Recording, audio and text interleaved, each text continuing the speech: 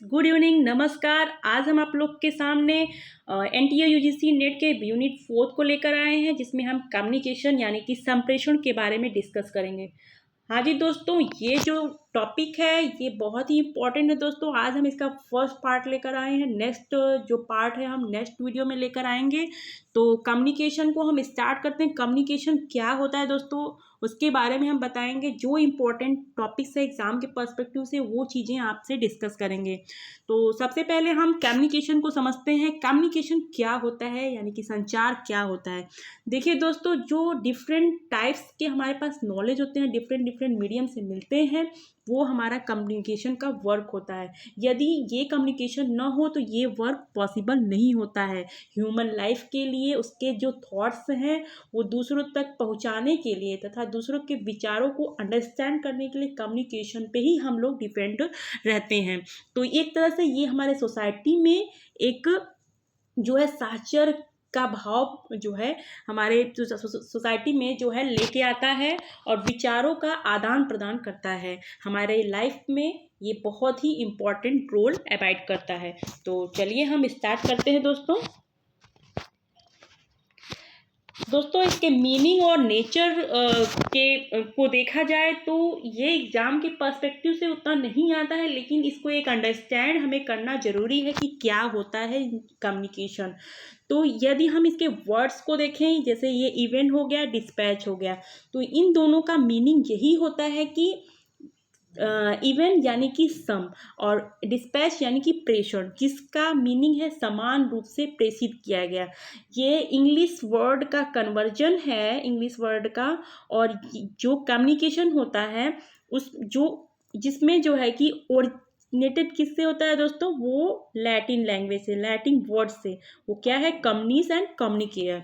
Communis का जो word है उसका मीनिंग होता है आदान प्रदान करना। इस तरह से हम कह सकते हैं कम्युनिकेशन दो या अधिक व्यक्तियों के मध्य इंफॉर्मेशन, मैसेज, थॉट्स को एक दूसरे को देना, यानी कि गिव टेक का मेथड अपनाया जाता है। वो रिटन वे में हो सकता है, ओरल भी हो सकता है, कोड में हो सकता है। इस प्रोसेस में जो होता है, जो मैसेज को सेंड करता है यानी जो प्रेषक है उसे हम सेंडर कहते हैं, और जो उसे गेन करता है यानी रिसीव करता है उसे हम रिसीवर कहते हैं। प्राप्त करने वाले को हम रिसीवर कहते हैं। ये दोनों मेन यहाँ पे रोल अपना अबाइड करते हैं।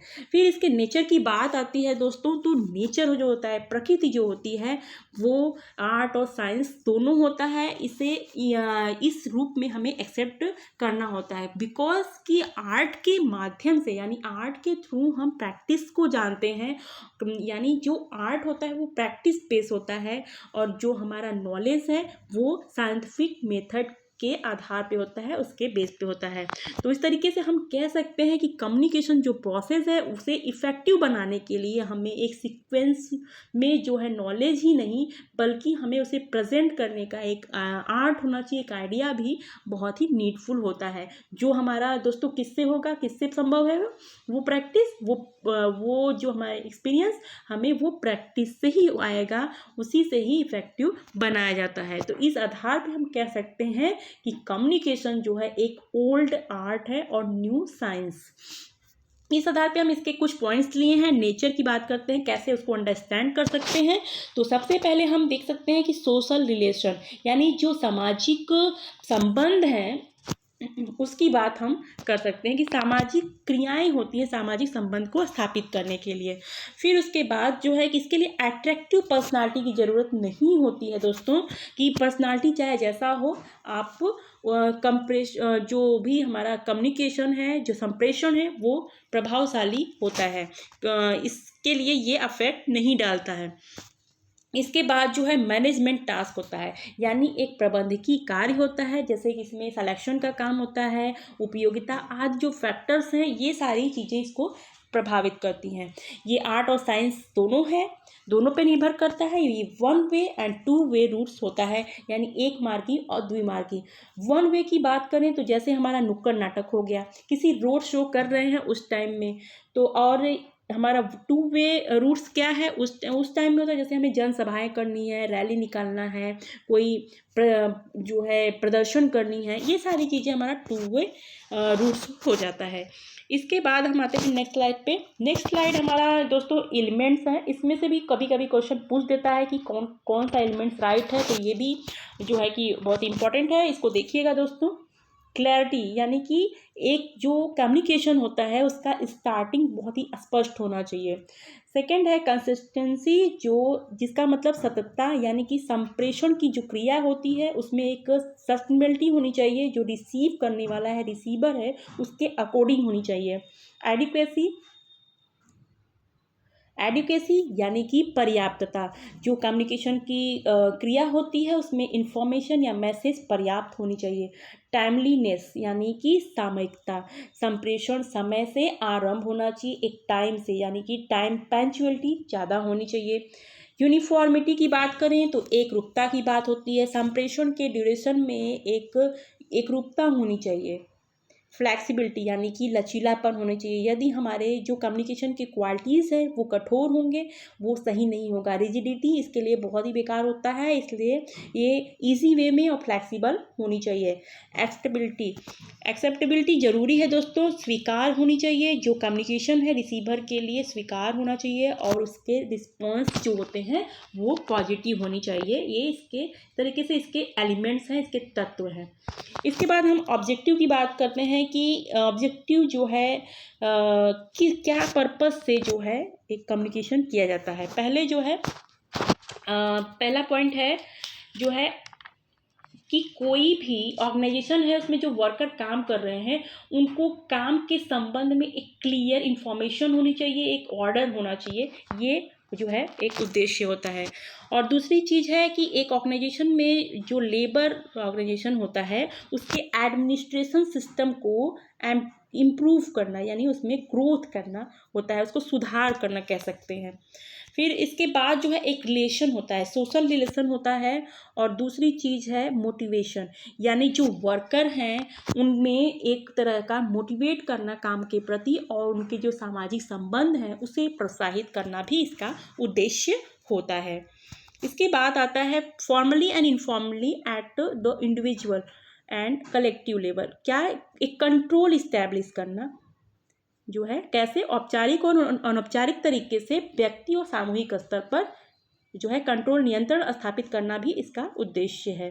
इसके बाद है कम्युनिकेशन को effective banana, effectiveness of communication, जो प्रभावित करने वाले कैसे कर रहे हैं, यानी कि जैसे मान लीजिए स्टूडेंट के अटेंडेंस की बात ले ले या फिर वर्क जो उनका रिकॉर्ड है उसको उसकी प्रभावशीलता, उसका इफेक्टिवनेस क्या है उसको फाइंड आउट करना भी इसका एक एम है।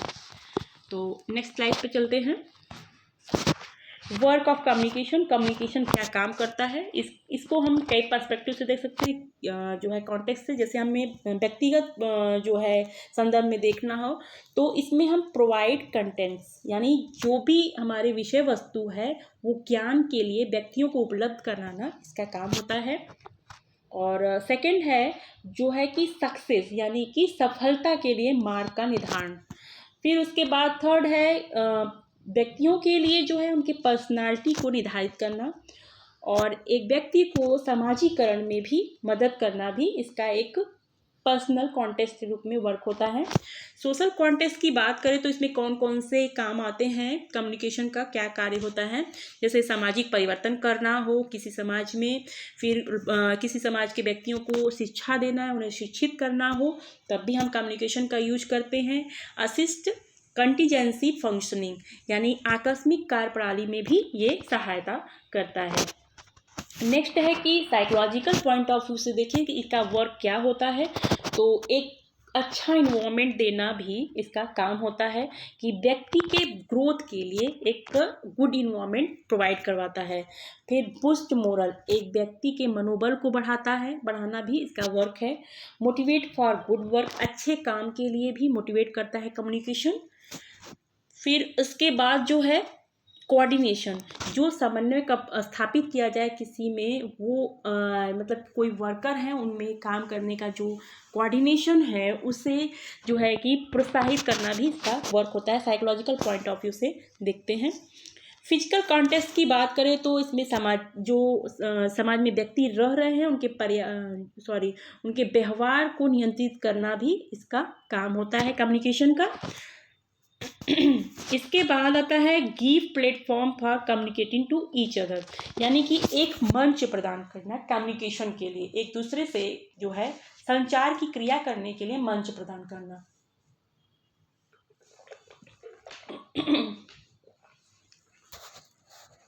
इसके बाद नेक्स्ट स्लाइड पे चलते हैं दोस्तों। नेक्स्ट टॉपिक बहुत ही इंपॉर्टेंट है दोस्तों एग्जाम के पर्सपेक्टिव से, इसमें से क्वेश्चन तो आना ही आना है, तो इसे आप बहुत ही ध्यान से देखिएगा।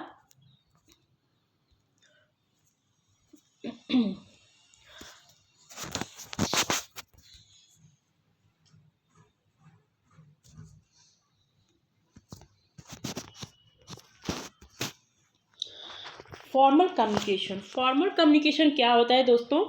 यदि हम इसका जो है कि डिस्कशन करें तो एक ऑर्गेनाइजेशन होता है, उसमें इसका फॉलो तो होता ही है, अनुसरण किया ही जाता है। इसे हम एक तरह से हम कह सकते हैं कि एक ऑफिशियल कम्युनिकेशन होता है।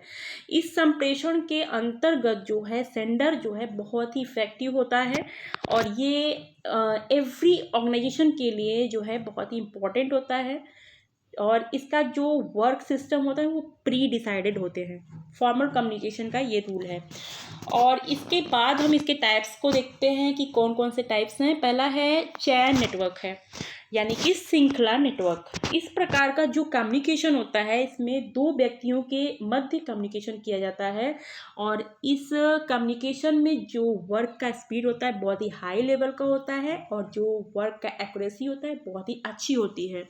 लेकिन इस पर दिक्कत क्या होता है, इसमें जो वर्क सेटिस्फेक्शन है बहुत ही कम होता है, और डेमोक्रेटिक सिस्टम में इसका यूज जो है बहुत कम होता है चैन नेटवर्क का। इसके बाद है हमारा स्टार नेटवर्क है दोस्तों। इसमें भी हम क्वेश्चन आ सकता है, हम बताए हैं आप लोग को। तो इसमें जैसे कि पूछ सकता है कि चीज़ों को डिफाइन कर देगा और पूछेगा कि कौन सा नेटवर्क है, यार कौन सा कम्युनिकेशन है, ऐसे पूछ सकता है। और फिर इसके बाद स्टार नेटवर्क की बात करें तो इस प्रकार का जो कम्युनिकेशन होता है इसमें किसी इंस्टीट्यूशन में या किसी ऑर्गेनाइजेशन में जो है जो अधीनस्थ कर्मचारी संप्रेषण के लिए अपने हायर लेवल के जो ऑफिसर हैं उनसे संबद्ध रखते हैं, और इस नेटवर्क के अंतर्गत जो लीडरशिप होता है उसका इम्पोर्टेंट रोल में होता है। और लेकिन इसमें क्या कमी होती है कि इसमें वर्क सेटिस्फेक्शन कम होता है, और डेमोक्रेटिक जो है सिस्टम है इसको भी नहीं यूज किया जाता है। तो इसका हम एक वो देख सकते हैं कि किस तरीके से ये काम करता है। जैसे यहाँ पे ये ऑफिसर रैंक के जो ऑफिसर हैं वो हैं, और ये नीचे के कर्मचारी हैं।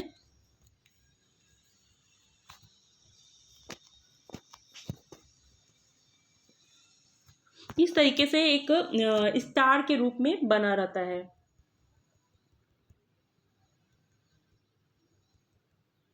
इसके बाद नेक्स्ट है हमारा सर्कल कम्युनिकेशन नेटवर्क।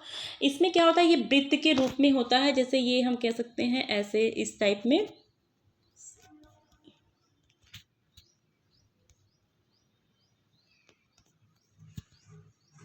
इस तरीके से इसका जो है फॉर्मेशन रहता है दोस्तों, एक सर्किल के रूप में ये कम्युनिकेशन इसमें होता है। और इसमें क्या होता है दोस्तों, इस प्रकार का जो कम्युनिकेशन नेटवर्क होता है इसमें कुछ व्यक्तियों की स्थिति इस प्रकार होती है कि वे एक दूसरे से कम्युनिकेशन कर सकते हैं, और इस कम्युनिकेशन नेटवर्क के अंतर्गत जो है जो वर्क का स्पीड होता है बहुत ही धीमा होता है, बहुत ही स्लो होता है, और जो लीडरशिप होता है बहुत वीक होता है, बट सेटिस्फेक्शन अधिक होती है। और इसका उपयोग हम राउंड टेबल जो कॉन्फ्रेंस होता है उसमें इसका यूज किया जाता है।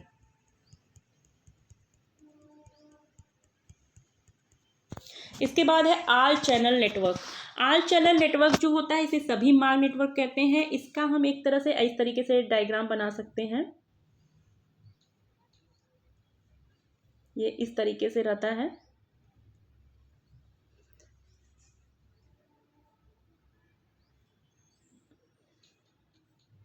इस तरीके से रहता है। इसमें इस प्रकार के कम्युनिकेशन के अंतर्गत कोई भी व्यक्ति किसी अन्य व्यक्ति से बात कर सकता है और इस नेटवर्क में जो मोटिवेशन होता है बहुत अधिक होता है, और लेकिन लीडरशिप वीक पाया जाता है, बट इसमें डिसेंट्रलाइजेशन होता रहता है।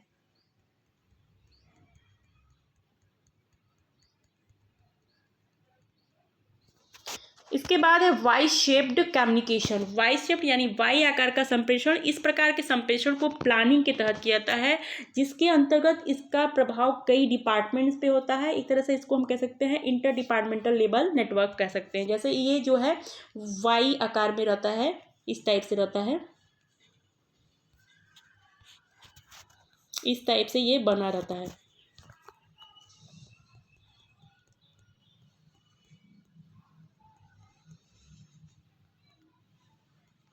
नेक्स्ट है इन्वर्टेड वी कम्युनिकेशन, यानी कि उल्टा वी की बात करता है। इस तरीके से इसका रहता है डायग्राम।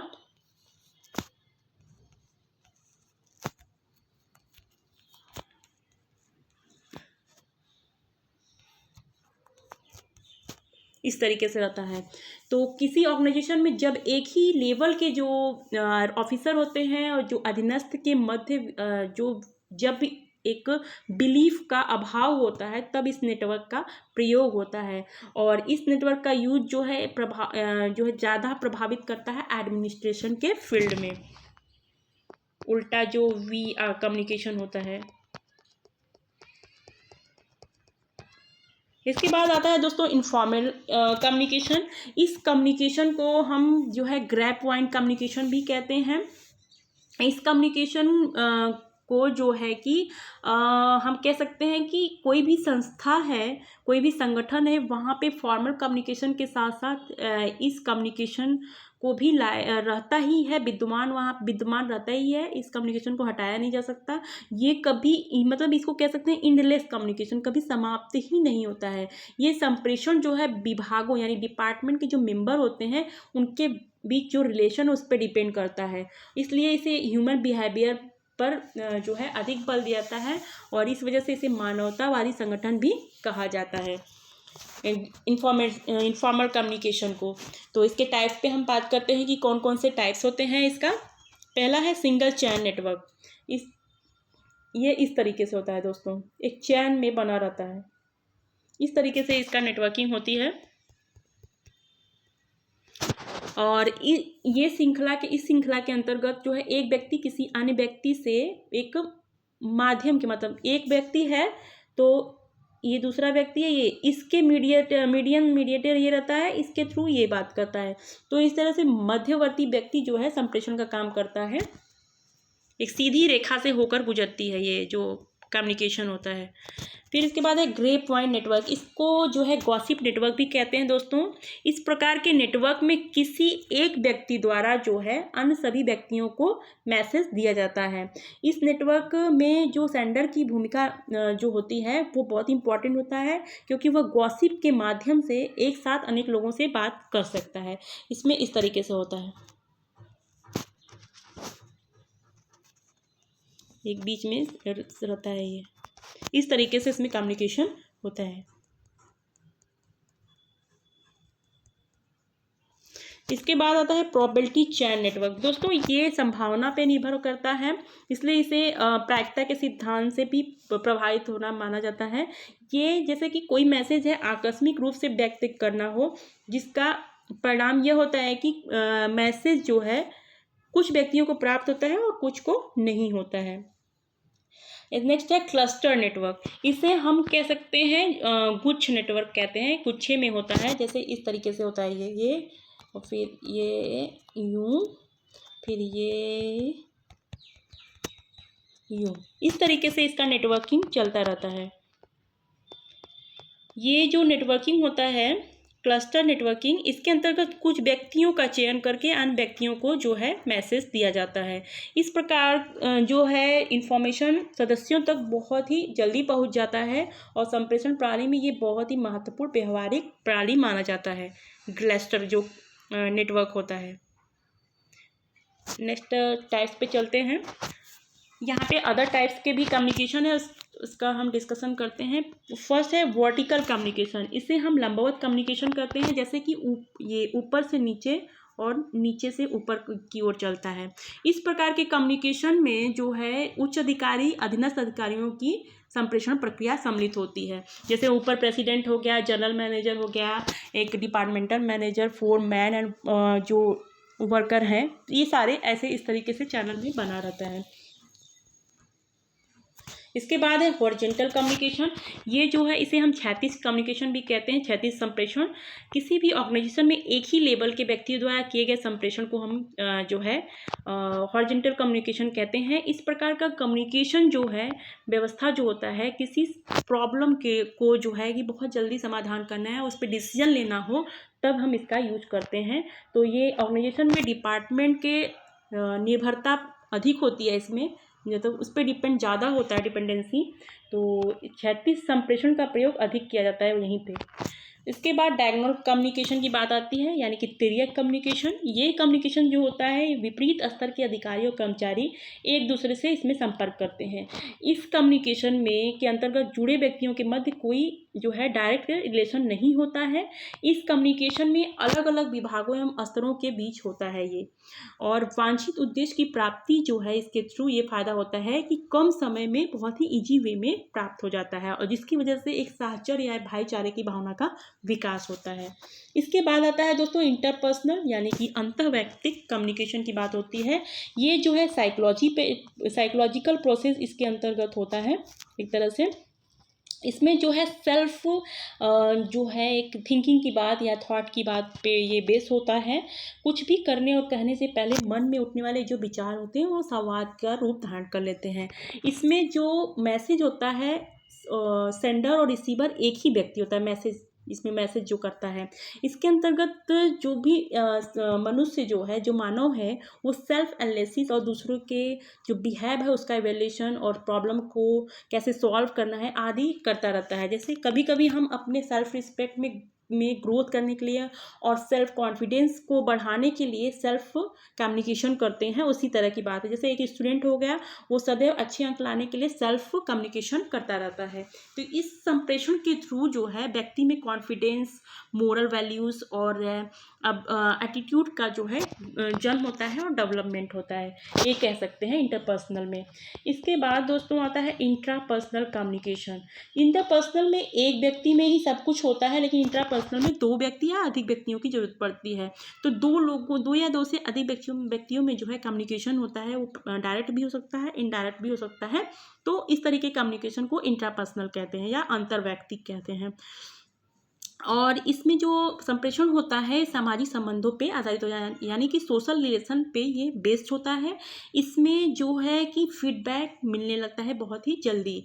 इसमें कौन कौन से टूल्स अपनाए जाते हैं, जैसे इंटरव्यू हो गया और न्यूज़ कलेक्शन हो गया, ये सारी चीज़ें हैं। और इसके साथ ही emails, social networking sites, chatting, ये सभी इस इंटरपर्सनल में ही आते हैं। इसके बाद नेक्स्ट है हमारा मास कम्युनिकेशन। मास कम्युनिकेशन वह होता है दोस्तों जिसमें हम जो है कोई व्यक्ति या संगठन में स्वयं के विचारों को अधिक व्यक्तियों तक पहुंचाना हो, यानी एक ही समय में उसे पहुंचाने के लिए जो है ये साधन बहुत ही उपयुक्त होता है। ये बहुत ही ब्रॉड होता है और सर्वाधिक प्रभावी भी होता है। इस प्रकार के कम्युनिकेशन में जैसे न्यूज़पेपर हो गया, मैगजीन हो गया, radio, television, science, cinema, literature, video आदि जो माध्यम है, मीडियम है, उसके थ्रू मास कम्युनिकेशन किया जाता है। तो इस तरीके से दोस्तों ये टाइप्स जो है बहुत ही इंपॉर्टेंट है, इसमें से क्वेश्चन तो बनना है, इससे श्योर हो जाइए। इसे जो है आपको अच्छे से रिवीजन करना है। नेक्स्ट स्लाइड पे चलते हैं दोस्तों। फीचर्स की बात करें तो ये भी जानना ज़रूरी है, इससे एग्ज़ाम के पर्सपेक्टिव से तो उतना नहीं है, लेकिन फिर भी इसको आप जान लीजिए कि क्या क्या इसके फीचर्स होते हैं, क्या अभिलक्षण होते हैं। तो कम्युनिकेशन जो होता है वो जो है one way and two way process होता है, यानी कि एक मार्गी और द्विमार्गी होता है। जैसे हमने पहले बताया था, वन वे में क्या होता है, जैसे नुक्कड़ नाटक हो गया, टू वे में जो हम जनसभाएँ करते हैं, रैली करते हैं, ये सारी चीज़ें इसके थ्रू होती हैं। फिर डायनेमिक प्रोसेस, यानी कि एक गतिशील प्रक्रिया होती है। इसके बाद बिहेवियर कंट्रोल की बात होता है कि ये जो है लोगों के व्यवहार व्यवहार को नियंत्रित करता है, जो सेंडर है रिसीवर है उसके व्यवहार को प्रभावित करता है। अचीव टू स्पेसिफिक गोल, कोई विशिष्ट गोल हो उसको उपलब्ध करना भी इसका एक अवलक्षण है, इसका फीचर है। यूनिवर्सल है, ये इसे हम सार्वभौमिक कह सकते हैं। जैसे कम्युनिकेशन होता है पूरे वर्ल्ड का, होल वर्ल्ड में अपने विचारों भावनाओं को प्रस्तुत करता है, इसका एक मीडियम है, तो इसलिए इसे सार्वभौमिक कहा जाता है। रिलेटेड टू सोशल इन्वायरमेंट, यानी कि ये जो है सामाजिक पर्यावरण से संबंधित है।